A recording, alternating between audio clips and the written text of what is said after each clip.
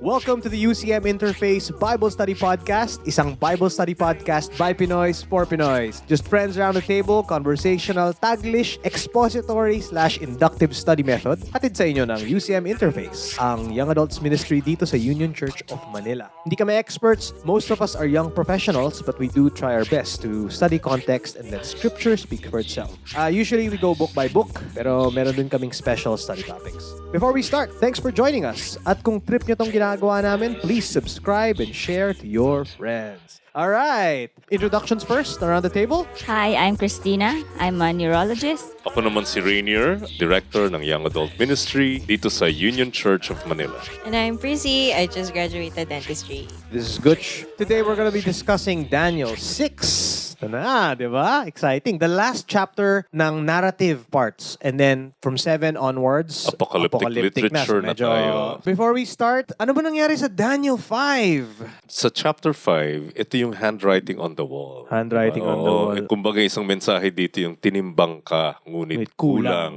Yeah. Which is also yung title natin for alam niyo naman pelikula yun ni Lino Broca. Diba? Kung alam niyo, bata pa kayo. Hindi niyo alam yun. Sabihin ko sana, sino yun? Grabe, okay. Ito yung katapusan na ng Babylonian Kingdom. Mm-hmm. At natapos ito na ang hari noon, co-regent ng totoong hari na si Nabonidus ay yung anak niyang si Belshazzar. At isang natutunan din natin doon yung, alam mo, dapat natuto na siya kay Nebuchadnezzar na yung pride. Pinagyayabang pa nga niya na, my father, not really father, but more like predecessor. Pero hindi niya pa rin natutunan yung lesson kay Nebuchadnezzar. Pride goes before destruction. Yun yung tema ng buhay ni Nebuchadnezzar. With so much pride and arrogance, dahil na rin sa sobrang kapangyarihan ni Nebuchadnezzar, he behaved like a beast. Isa rin to sa mga tema di ba? Which will be super important for chapter 7 onwards. Dun sa chapter 5, most likely that feast was sort of a campaign. Naghihikayat siya ng support para labanan nila yung mga parating na kalaban. Ang kalaban nila noon ay Persia. Who was actually at the gate. Nasa gate na pala. Nandun lang sila, nakaikot na sila Nag-aabang na At nung lumabas itong handwriting on the wall na to, at sinabi nga yung mensahe, ito na yung katapusan ng Babylonian Kingdom at katapusan na rin, syempre, ni Belshazzar. Shortly after that, they got assassinated. Okay, so now we are on Daniel 6. But before we start, why don't we go through our reading? 3, 2, 1. Daniel 6. It pleased Darius to set over the kingdom 120 satraps to be throughout the whole kingdom, and over them 3 high officials, of whom Daniel was one, to whom these satraps should give account, so that the king might suffer no loss. Then this Daniel became distinguished above all the other high officials and satraps because an excellent spirit was in him, and the king planned to set him over the whole kingdom. Then the high officials and the satraps sought to find a ground for complaint against Daniel with regard to the kingdom, but they could find no ground for complaint or any fault because he was faithful, and no error or fault was found in him. Then these men said, "We shall not find any ground for complaint against this Daniel unless we find it in connection with the law of his God." Then these high officials and satraps came by agreement to the king and said to him, "O King Darius, live forever. All the high officials of the kingdom, the prefects and the satraps, the counselors and the governors are agreed that the king should establish an ordinance and enforce an injunction that whoever makes petition to any god or man for 30 days except to you, O king, shall be cast into the den of lions. Now, O king, establish the injunction and sign the document so that it cannot be changed, according to the law of the Medes and Persians, which cannot be revoked."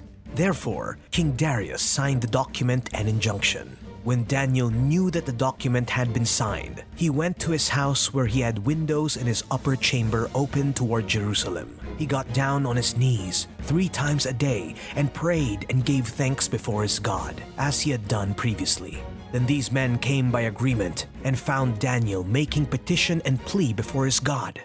Then they came near and said before the king concerning the injunction, "O king, did you not sign an injunction that anyone who makes petition to any god or man within 30 days except to you, O king, shall be cast into the den of lions?" The king answered and said, "The thing stands fast, according to the law of the Medes and Persians, which cannot be revoked." Then they answered and said before the king, Daniel, who is one of the exiles from Judah, pays no attention to you, O king, or the injunction you have signed, but makes his petition 3 times a day. Then the king, when he heard these words, was much distressed and set his mind to deliver Daniel, and he labored till the sun went down to rescue him. Then these men came by agreement to the king and said to the king, Know, O king, that it is the law of the Medes and Persians that no injunction or ordinance that the king establishes can be changed. Then the king commanded, and Daniel was brought and cast into the den of lions. The king declared to Daniel, May your God, whom you serve, continually deliver you. And a stone was brought and laid on the mouth of the den, and the king sealed it with his own signet and with the signet of his lords, that nothing might be changed concerning Daniel. Then the king went to his palace and spent the night fasting. No diversions were brought to him, and sleep fled from him.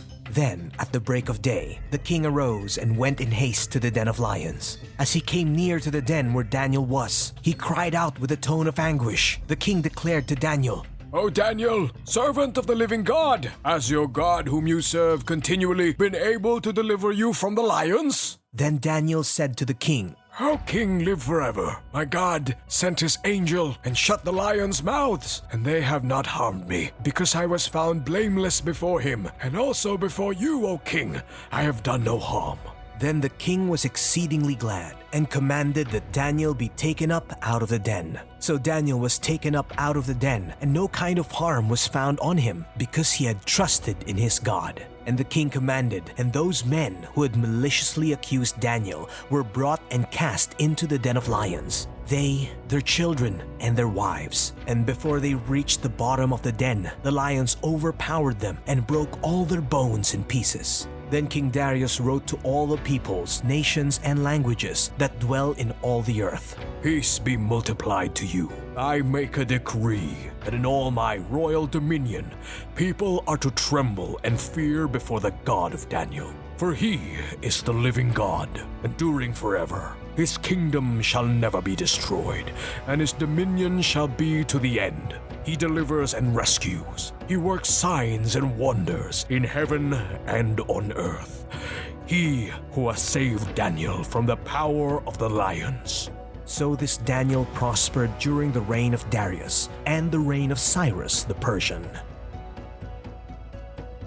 These are going to be our chunks of discussion across the whole of Daniel 6. Verses 1 to 9, ito yung plot against Daniel. Verses 10 to 18, this is when Daniel was singled out for punishment. 19 to 24, this was the ordeal and the rescue. Ginamit ko yung ordeal, hindi siya punishment. Papaliwanag din natin yan mamaya. And then finally, verses 25 to 28, vindication ni Daniel. Tingnan natin yung verse 1 sa chapter 6. May binanggit na pangalan eh. Darius. Oo. Sino ba tong Darius na to? At ano ba yung katungkulan niya? Kasi una tong nabanggit dun sa chapter 5, the last verse. Yeah. Tinutukoy dito, meron ng bagong superpower. Wala na yung Babylonians.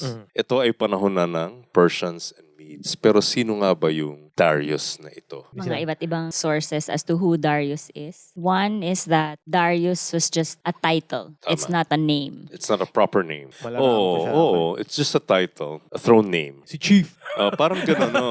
Cheap, gano'n. Pero kasi nga, iba na yung nag-ahari. So may mga ina-assign sila mga sa bawat region, may katungkulan. At itong Darius ay naka-assign dun sa Babylon. So malang mayor yan, parang gano'n. Parang gano'n siguro. So now we are on, so merong 3 high officials. Oh. Daniel was one, to whom these satraps should give account so that the king might suffer no loss. Ang nakakatuwa dito, nagpalit na ng superpower. Si Daniel Nandun pa rin. Hindi ba? Kasi, di ba? Kasi kung tutuusin mo, galing ka sa dating administrasyon, nagpalit na ng mga leaders. Hindi pa rin si Daniel. In fact, hindi lang leaders. Talagang isang bagong superpower na to. Pero nandun pa rin si Daniel. Ba't kaya? Di ba? Kaya nga, kung ikaw bago kang leader, kukuha ka pa ba dun sa dating administrasyon? Usually, hindi. Kasi baka mamaya sirain You make pa new yung mga plano mo. appointments, Di yung ba? mga kakilala mo. Malay mo, traitor ka. Pwedeng ganung tingnan, pero hindi eh. Kinuha pa rin siya at saka matanda na si Daniel dito. He's 80 plus na eh. Something Siguro. like that, probably. 80 plus. Oo. Pero bakit kaya si Daniel napili pa din? Tingnan natin yung verse 3. Daniel became distinguished above all the other high officials and satraps because an excellent spirit was in him. And the king planned to set him over the whole kingdom. Magaling kasi An siya excellent spirit. was in him. Sabi nga dun sa verse 3, Daniel so distinguished himself among the administrators and the satraps by his exceptional qualities.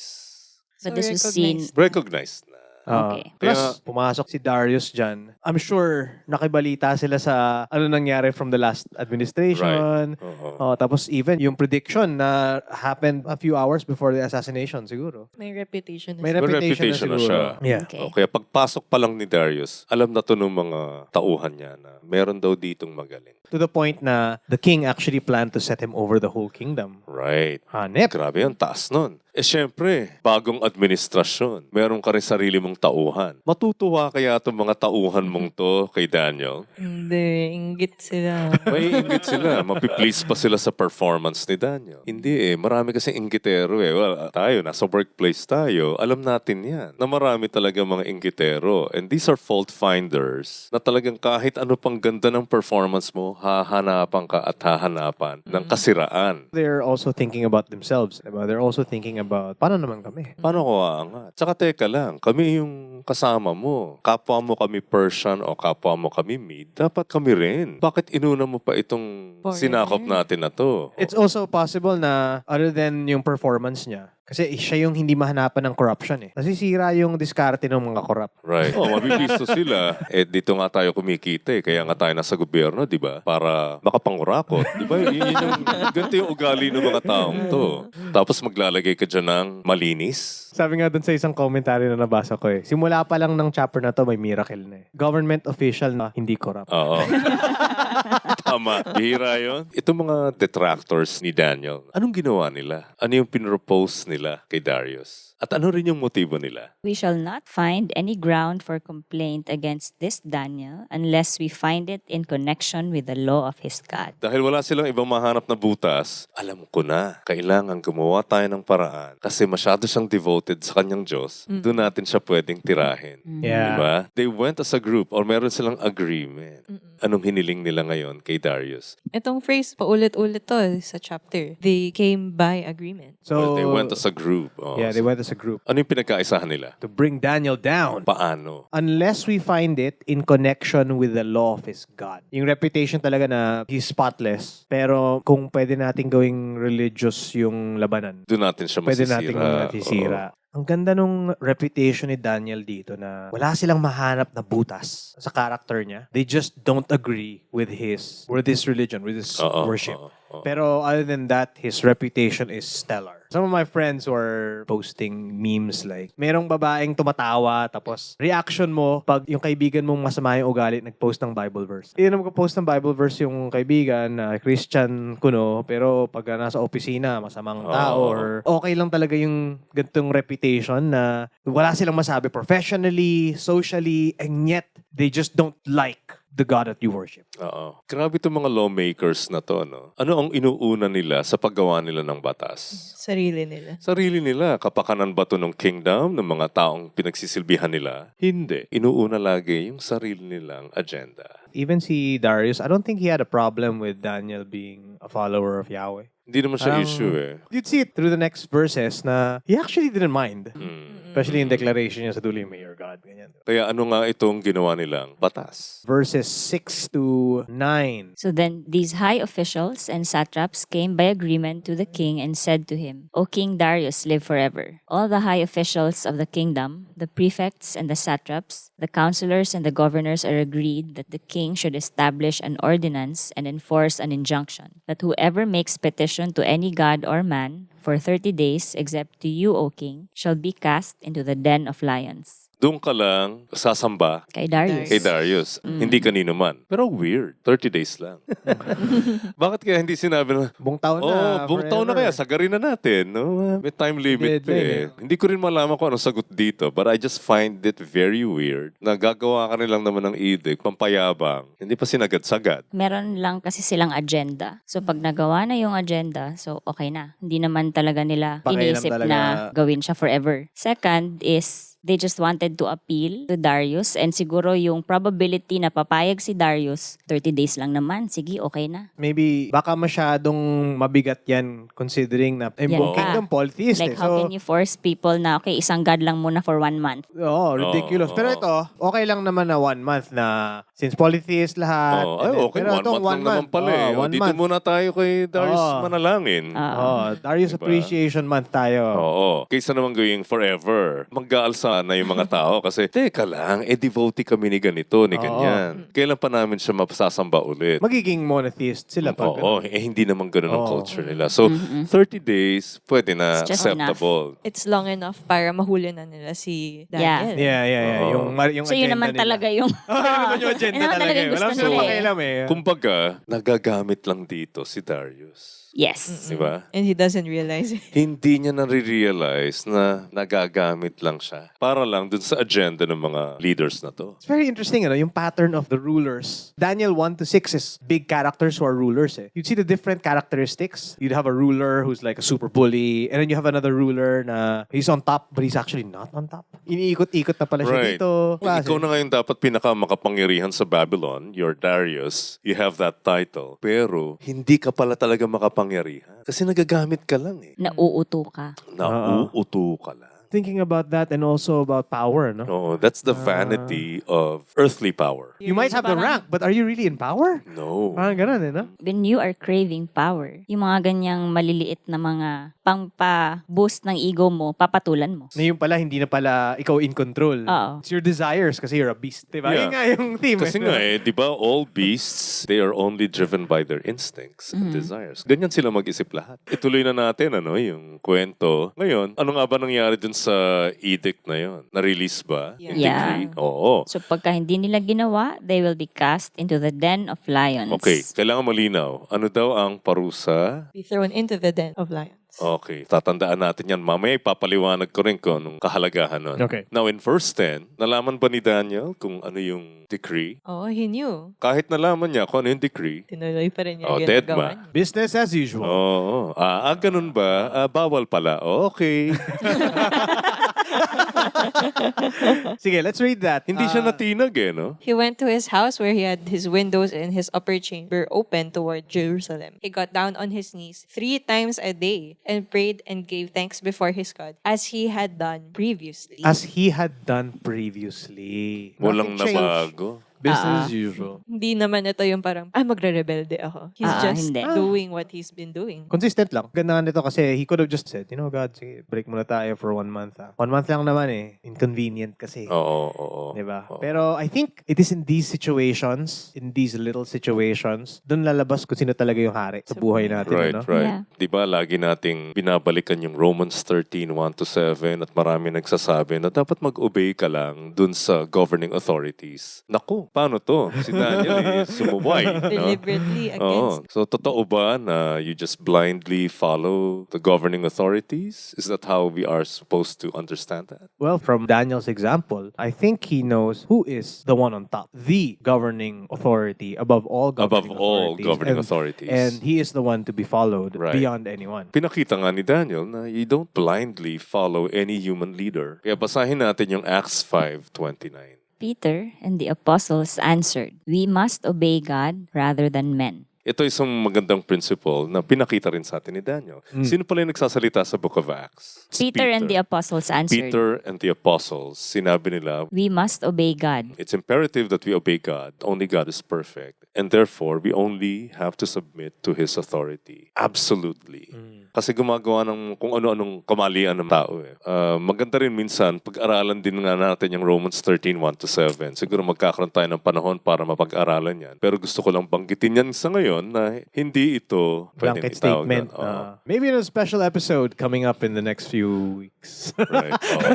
Oo. Tapos, pansinin nyo, may habits kasi siya eh. Yeah. Ilang beses siya nagdarasal? 3 times 3 a day. times. Actually, hindi naman nakasabi na 3 times a day siya nag-pray talaga. He could have been praying like 30 times a day. Pero, He anong got sinabi? down on his knees 3 times a day and prayed and gave thanks before his God. As then, previously, so mukhang may pattern o may habit.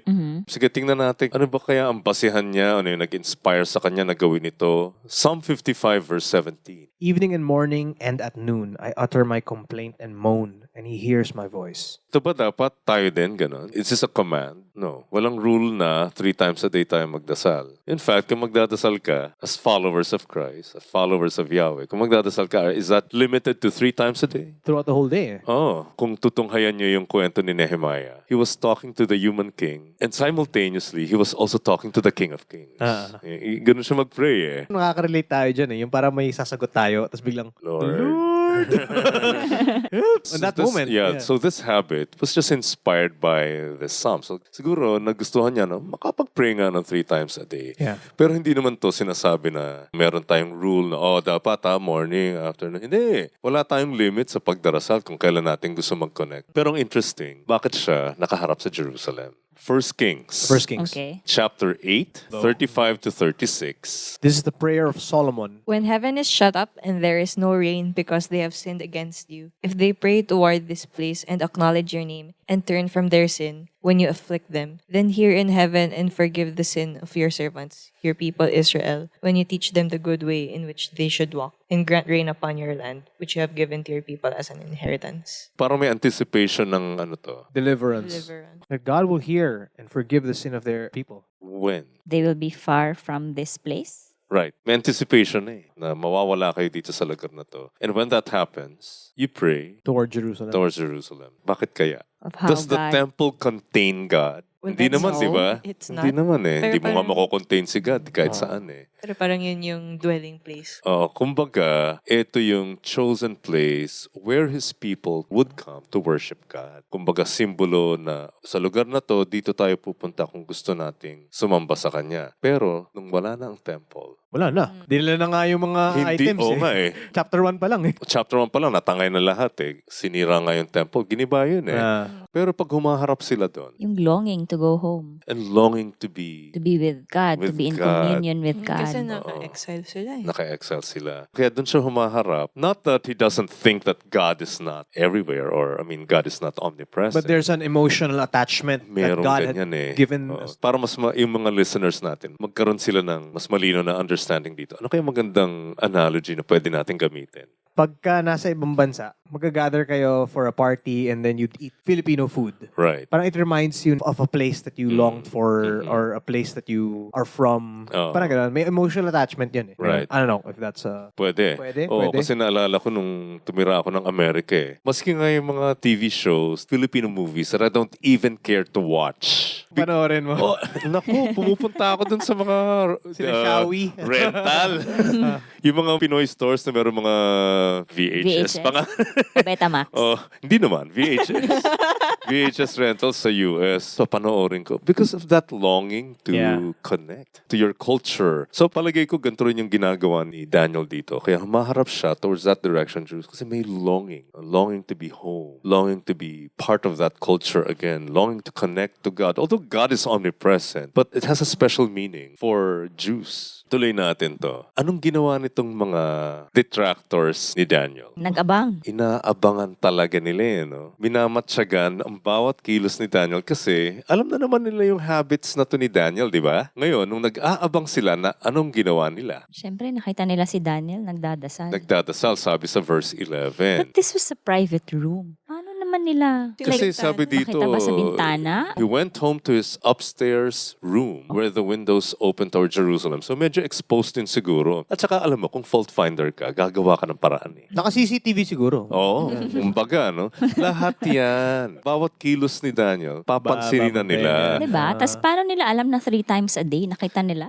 I'm sure nakikita nila yan dati pa. Kaya ngayon lang naisip nila na paraan para masira nila si Daniel. Nung nabisto nila si Daniel, anong ginawa nila? Nagsumbong. Kay Darius, at anong sinabi nila? May mga pahimas pa yan eh. Oh, King! Alala mo ba yun? Oo. Yung law na sinirmahan mo? Pinirmahan Oo, mo. syempre. Oo, di ba? Alala ko yan. 30 days, di ba? Oh, natatandaan niyo ba yun na ikaw lang sasambahin at wala nang iba pa? Oo, naalala ko yan. Ako pumirma dyan eh. Oh, yung law mo, di ba? Hindi pwedeng i-revoke. Kaya nga kung babalikan natin yung napag-aralan natin sa Book of Esther, Oo. ganyan-ganyan yung nature ng batas ng mga Persians and Medes. Hindi mo yan pwedeng i-revoke. Not even the king himself. Pansinin natin kung paano dinescribe si Daniel. So, one of the exiles from Judah. Ayan. Oo nga, kasi he's one of the high officials. Bakit Kailangan yung introduction? pagdiinan. Oo, na, yung Foreign dating foreigner. Exile lang naman from Judah. Binababa talaga, no? Talagang ginagawang walang kwenta yan. Ano daw yung paglabag na ginawa ni Daniel? Wala siyang pakialam sa'yo. Or sa law mo. Kasi, Nagdadasal pa din siya 3 Three times a day. 3 times a day. Naku! Ano ngayon naging reaksyon ng hari? Was much distressed and set his mind to deliver Daniel. Ano ba tong nagawa ko? Ngayon niya na tanga-tanga ko rin. naman. Teka lang. Oo. At sinabi sa verse 14, he was determined to rescue Daniel and made every effort until sundown to save him. Ano kaya ibig sabihin nun? Kasi I think during their time, dapat on that same day, ma-carry Yung out yung punishment? parusa. Pero, ano nangyari? Anong ginawa ng hari? Gumagawa siya ng paraan para sana. Malusutan? Teka lang, paano ba malulusutan to? Teka lang, Oo. baka madelay ko pa to. Bakit ganun kahalaga ang tingin niya kay Daniel? Distinguished si Daniel. Gusto nga niyang gawing ruler over the whole kingdom. Magaling ko to na political leader. Tapos dahil Right. sa katangahan ko, mamamatay siya. Oo. Tingnan natin yung mga sunod-sunod na nangyari. Nalusutan ba nung hari? Nakagawa ba siya ng lusot para kay Daniel? Hindi. Wala nang magawa yung hari kung hindi. Verse 16. So the king commanded, and Daniel was brought and cast into the den of lions. Tapos, may sinabi yung hari na mahalaga. Ito. May your God, whom you serve continually, deliver you. Sana ma-deliver ka pa. Weird. O litong-lito na tong haring ito. Wala na siyang magawa. Wala na siyang magawa. Kaya sabi lang niya na sana ma-rescue ka ng Diyos mong sinasamba. Kasi siya na dapat sinasamba nun within that 30-day period ay walang magawa. It reminds me of Psalm 146, 3 and 4.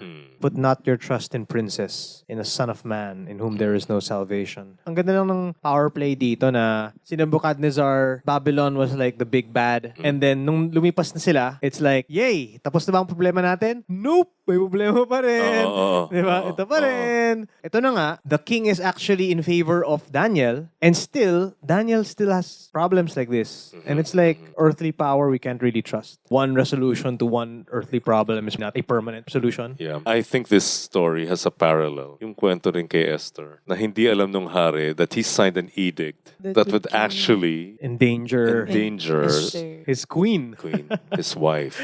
Diba? And this Yeah. was going to be years later after this story. Exactly. Oo, naulit na naman. Naulit na naman siya. Okay. In verse 17, dahil nga wala nang magawa, So a stone was brought and laid on the mouth of the den. It was sealed with his own signet ring. may signet ring. Anong ibig sabihin kaya nun? Anong kahalagahan nun? Signet ring. Basically, government approved. Hindi to pwedeng galawin na. Kasi pag binuksan yan, masisira yung seal. This is final. I read a commentary that said itong about the sealing. Maybe also it was one way of securing na if the lions will not kill Daniel, it was to make sure that no one else will actually try to. That's interesting. Yeah, Kasi yung pwede rin. detractors nga niya, Para sigurado. para no? sigurado na hindi sila makagawa ng ibang paraan to kill Daniel. That's an interesting perspective. Pero sino nang makakaligtas sa mga leon? Pasukin mo man yon, baka ikaw pa yung kainin ng mga leon. Di ba? Natuwa ba ang hari? Ano bang naging reaksyon ng hari? Verse 18. The king went to his palace and spent the night fasting. No diversions were brought to him and sleep fled from him. So Hindi medyo siya stress. Yeah. Stress siya. Stress siya. Meron din akong gusto yung paliwanag dito. Itong ginawa na to kay Daniel is an ordeal. It's not execution. Ano yung ibig sabihin nun? Kasi ito practice to ng mga sa ancient Near East. Ang gusto mo lang malaman dun sa ordeal ay if you survive it, then Good. you are innocent. Okay. Yung execution, guilty ka na kasi kaya papatayin ka eh. Yeah, I noticed that kasi by the break of day on verse 19, the king comes back Kasi to nga, check. ordeal ito. This is not execution per se. So this is the worldview of the Persians. In ancient Near Ancient East, in Near East. general, this was their understanding. Yung suspect, he's subjected to an ordeal if he's suspected of a crime pero hindi pa sigurado kung talagang guilty siya. Yung ibang ginagawa nila, itatapon yung isang suspect sa ilog. Pag nalunod siya, kasi guilty ka. Pag nakaligtas ka, hindi ka kasi Innocent ka. guilty. Kaya wala kang kasalanan. Isipin natin mabuti yan na ganito yung kanilang worldview. So that would explain later why the king had to check the den if Daniel was actually alive or not. Yeah. Verse 19 na tayo. Okay, so umaga na. Siyempre, puyat yung hari. Takbo siya. Cried in a tone of anguish, Daniel, servant of the living God, has your God whom you serve continually been able to deliver you from the lions? Okay, ito yung sinasabi natin that this was an ordeal. Kung inosente ka, your God will help Deliver you. you. Will deliver you. If this was execution, there was no point to even inspect the den and check whether Daniel was alive or not. Kasi it doesn't make sense. Bakit siya nagpunta doon para malaman pa kung buhay nga ba siya? Puro leon nga yun eh. Anong chance mo na mabuhay ka pa? And then, ang sinabi ni Daniel, which is the only line he gets this whole chapter. Ganda ng bati niya sa hari. May the king live forever. Oh my goodness, siguro nung narinig ng hari yun, buhay! Siguro yung puso niya napalundag, ano? Grabe, no? Ordeal kasi to, alam ko na hindi siya guilty. And then Daniel explained how he got rescued. My God sent his angel and shut the lions' mouths, and they did not harm me. God sent his Angel. angel. He shut the lions' mouths. Okay. The lions were not able to hurt him. Because I was found blameless Before before him. him and also before you, O king. After he was subjected to this ordeal, he was proven to be Innocent. innocent. Innocent si Daniel saan? Sa law? Intindihin natin kung ano yung law. To make petition only to the To king. pray only to the king, which he did not do. Yeah, so He he's prayed to actually- Yahweh. Oo. Ano yung innocence doon? That the law itself, Is faulty. yes. Ah. That the law itself is faulty. Why? Because hindi dapat wino-worship or pinapray yan. Hindi talaga Ay, hindi dapat. talaga. Hindi siya talaga Wala kang dapat choices eh. You're not given any choices. You are only to pray to one God. So even if he violated, he did. He actually Yeah. violated that law. Grabe to. This is so confusing to the king. It might be Or by to the law, Darius. but it is not just. It is not right. Like, kasi this is a law that's written by men. Men. And men are Fickle. sinful. Yeah. And, And you particularly don't dito, necessarily make good laws.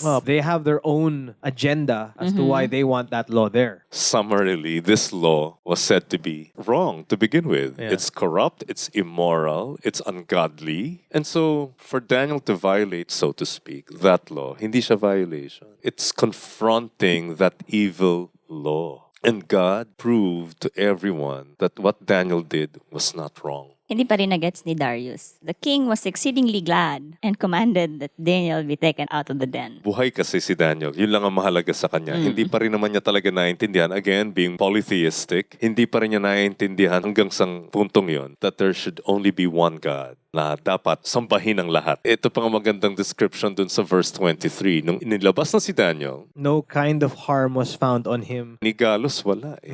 Hindi siya talaga ginalaw. Dahil Because he had trusted in his God. he did not put his faith in the human king, but he trusted in the King of the universe. Ito lang ang tanong. Ito ba lagi nangyayari? Yung nangyari kay Daniel? Maliligtas ka ba palagi? No. Sabi ni Jesus, mapapersecute nga kayo. Eh. Oo. Favorite kong example sa Hebrews 11, yung mga taong na saw in half. Oo. Oo. Shucks. I always think about that example. Ano lang yung gustong ituro dito? Just have to trust God that He is sovereign. No matter what, kailangan balikan natin yung experience ng mga kaibigan ni Daniel. Si Ano Shadrach, sinabi Meshach, nila? and Abednego. Now, whether or not you deliver us from the fiery furnace, we will continue to trust you. We will not We will not worship that the idol. Mm. Okay? Yung pa rin yung principle dito. Kaya wag natin gagamitin to against God kung hindi tayo naligtas sa kung ano mang sakuna. Bakit si Daniel? Niligtas mo kami, hindi. bakit yung apostles? Lahat sila na martir. Except for one. Si John. Si John lang. He got boiled alive and he didn't die. According to tradition. But the point here is, hindi mo pwedeng gamitin ito para sabihin sa lahat ng pagkakataon, ililigtas ako ng Diyos. It is a story but not a blueprint. Hindi siya normative. Wala namang explicit statement na conclusion na this will happen to every follower of Yahweh. All You the will be time. spared from Yeah. all your problems. Yeah. All your worry. Oo. Hindi yun ang Your tinuturo strife. dito ha. Ang tinuturo Yeah. kasi dito kung sino ang sovereign. Yun ang mahalagang leksyon. Ituloy pa natin. Tapos na ba? Hindi pa. Happy ending na ba? Hindi. Pero itong verse 24, Those men who had maliciously accused Daniel were brought and cast into the den of lions. They, their children, and their wives. And before they reached the bottom of the den, the lions overpowered them and broke all their bones. grabe. Matindi. I'm reminded of yung dati nating book study on Esther. Oo. Yung plan ni Haman was to impale Pero sinong Mordecai. na-impale? Tapos si Haman yung Tapos na-impale pati doon. yung mga anak niya, di ba? Pinagpapatay lahat yun. And ganun din dito. Oo. And I think yung point natin doon time na yun, doon sa Esther. And for our listeners, if you have not listened to that, maybe you want to check that out. Yung lesson natin noon, if I remember correctly, was how evil will again trip itself over. Lead to its own destruction. It will lead to its own destruction. Right. Tapos nung tinapon pa nga sila, biro mo kasama pati mga bata. Oo nga. Grabe, no? Masyadong malupit ito. Oo nga eh. Yung mga misis, yung mga basta. And I think yun yung problema about evil eh. Nadadamay pati yung mga tao na Totoo. Yeah. hindi natin... Mahilig tayo dun sa reasoning na, wala naman akong bang sinasaktan eh. Ano ngayon kung ginagawa ko to? Ako lang naman ito eh. That is a Without very realizing myopic view of sin. Other people are affected by your sin. Right. And I think other people are always affected by anything that we do. Yes. One way or the other. And it's kind of naive to think na it's not gonna happen. Yeah. Diba sa Exodus, may mga warnings against breaking the commandments kasi magsasuffer rin yung next generation. Yeah, and if I were to follow up on that one, sa Deuteronomy 24:16, you see the mercy of God in the law. Fathers shall not be put to death because of their children, nor shall children be put to death because of their fathers. Each one shall be put to death for their own sins. Yung parang Darius did not follow this. This is not his thing. Pero ito yung batas nila eh. Ganyan sila eh. And you can kind of see na although he may be an ally, sort of, or in favor of Daniel, he is not a follower That's right. of Yahweh. And this is still how he wields his power. Kita mo nga, di ba yung naging reaction ng mga leon? Ha. Finally! Gutom. Breaking of the fast! Lamon. Di ba? Ando si Daniel, hindi nila makain. Eto na, go! Hindi pa nga lumalapag, di ba? Oo. Oo. Look at that. The lions overpowered them and crushed all their bones. Gutom na gutom. Gutom na gutom sila. Hindi pwedeng sabihin na, pinabusog mo na yung lions kaya hindi kinain si Daniel. Gutom na gutom sila dito eh. Oo. Yeah. Puntahan na natin yung huling parte nitong story. And this is So about this is the 25 vindication. to 28? 25 to 28. Bago na namang decree. Bago na namang decree. Hilig talaga sa mga Oo, decree mga to, oo. no? Grabe. Pero tapos na ba yung 30 days? Di pa. Parang Hindi pa ilang araw eh. pa lang to siguro. Ito yung medyo challenging sa akin eh. Paano niya binali yung decree na yon na una niyang sinulat? Kasi dapat ini-implement pa rin yun. Oo Dito nga, ako kasi- nahirapan eh. Again, going back to Esther, dahil hindi mabali yung edict ng king, kailangan gumawa ng bagong edict. Counter edict. Oo. So, is this a counter edict? It's probably the counter edict. I make a decree that in all my royal dominion, people are to tremble and fear before the God of Daniel. For he is the living God, enduring forever. His kingdom shall never be destroyed, and his dominion shall be to the end. He delivers and rescues. He works signs and wonders in heaven and on earth. He who has saved Daniel from the power of the lions. Paano nito na-counter yung unang decree? Parang hirap isipin, di ba? If I were to guess, it's like, no, wait, I'm not gonna guess. Sabihin ko sana. Guess? Anyway. Like kasi yung unang decree was to pray to the king. Tapos ito naman, to tremble and fear before the God of Daniel. Ito yung mahirap unawain dito. Did he give an exemption kay Daniel? Remember, Daniel was proven innocent. And the proof of his innocence also proved that the edict Was was wrong. So they botched the edict completely? I don't Possibly. know. It's a possibility. You know, again, in the practice of the Persians, how do you do it? You just have to write another edict to counter that. This could be the counter edict, but I'm not very clear. Yeah, we're not sure about We're not that. very sure. But the point is, Daniel's rescue, his redemption, proved that whatever Daniel was doing, praying to Yahweh, was right. And that the edict was wrong. The first one. The first one. So, ano itong nilalaman ng edict? He is the living God, enduring forever. and his kingdom shall never be destroyed. Sinabi pa that this is a God who rescues and saves. So this was his conclusion about the God of Daniel. Kahit ginawa na ni Yahweh yon para kay Daniel, wording pa rin ni Darius, and fear before the God of Daniel. The God of Daniel, not the God of Darius. Parang yung kay Nebuchadnezzar. It's like, yeah, your God. So ibig mong sabihin, nag-convert si Darius? Madali lang pa rin tanggapin na may isa pang God kasi polytheist sila. Oh, kasi polytheist nga naman sila. Welcome lahat.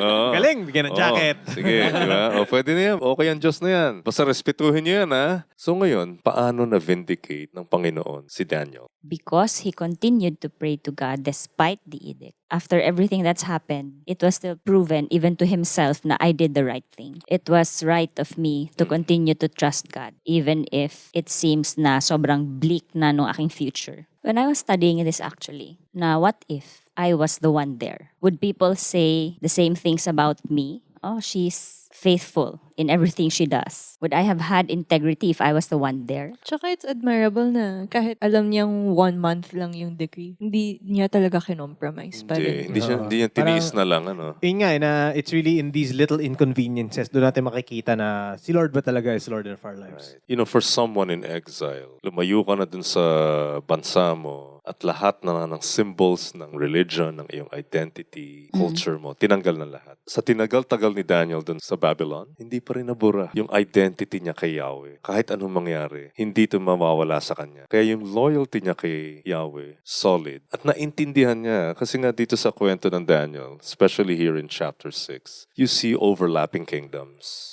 The kingdom of man and the kingdom of God. And Daniel knew that his loyalty should be to the kingdom of God. Which shall never be destroyed, and his dominion shall be to the end. And for him, ang government employee pero ang loyalty niya. Hindi siya naging diehard kahit kaninong human leader. Basta ginagawa niya yung trabaho niya, malinis siya magtrabaho, he's not corrupt, he's not immoral, he just does his job. And that was possible only because he was very, very loyal to Yahweh no matter what. Para sa akin, my takeaway from this one actually is really, Babylon was the big bad, it was replaced by Persia. And it's like one worldly power that replaces another. And you think na, ito na, finally, tapos na ang problema namin. Pero ganun pa rin yung problema para sa followers of God. It reminds me not to have too much security. When one worldly problem ends, it's not like happily ever after. No. Now I can be a resident here. Now I can be secure. No, I have to remind myself, until the very end, my whole life here, I am an exile. I am an exile. This is not my home. And yun nga, we're living in the kingdoms of man, but we are citizens of a better kingdom. Right. And we should always remind ourselves na yun nga, we are forever exiles here. Don't be too comfy. That's Be true. too comfy. Yeah. At the same time, as an exile, how should I act here in the kingdom that I have been exiled in? And I'll read Jeremiah 29:7, the words of God to The people exiles. to the about to be exiled. But seek the welfare of the city where I have sent you into exile, and pray to the Lord on its behalf. For in its welfare you will find your welfare. We are exiles and we are citizens of a better kingdom. But the command of our king is to serve the people here, is to seek the welfare of the people here. Which So parang- exactly happened to Daniel in verse 28. So Daniel prospered during the reign of Darius and the reign of Cyrus the Persian. Lumago naman siya. Yeah. He became successful as a civil servant. Malinaw dun sa sinabi nga nung ni Peter at saka yung mga apostles in Acts na isa lang ang dapat nating sundin. Mahirap tong gawin pero kayang gawin ito ni Daniel because of his perspective. Because he understands there's only one king and one kingdom that will reign forever. Nakita na naman niya yung political vacillation noon sa Babylon. At kahit nagpalit pa yan ng superpower, alam niya na hindi rin ito magtatagal. This will in fact be clearer when we go to the apocalyptic literature part of Daniel. Yung turnover ng rulers, ganun na naman Meron talagang isang kingdom na magtatagal. Kaya itong pinagsisilbihan niya ngayon, hindi yan magtatagal.